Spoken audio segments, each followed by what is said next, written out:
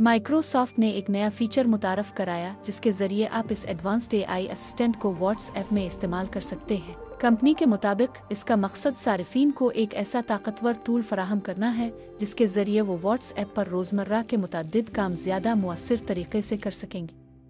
Copilot मुताद्दिद कामों में सार्फिन के लिए मददगार साबित हो सकता है, जैसे किसी मौजू पर तफसीलात हासिल करना, डॉक्यूमेंट तहरीर करना या किसी वेब पेज का तज्जिया इससे किया जा सकता है।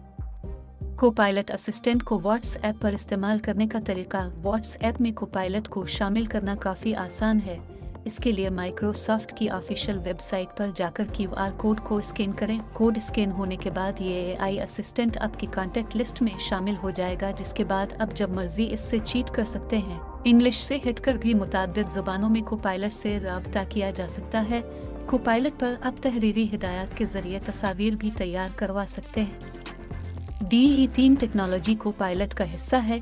इसकी मदद से ये एआई असिस्टेंट किसी डिजिटल आर्टिस्ट की तरह काम करता है और आपके ख्यालात को चंद सेकंड्स में तस्वीरी शक्ल में बदल देता है। माइक्रोसॉफ्ट के मुताबिक सार्फिन की प्राइवेसी के तहफ़्फ़ुज़ को भी यकीनी बनाया गया है और सारिफ जब मर्जी अपने डेटा को एआई असिस्टेंट से डिलीट कर सकते हैं। कंपनी ने बताया कि मोबाइल डिवाइसेस के साथ साथ व्हाट्सएप वेब पर भी कोपायलट को इस्तेमाल किया जा सकता है।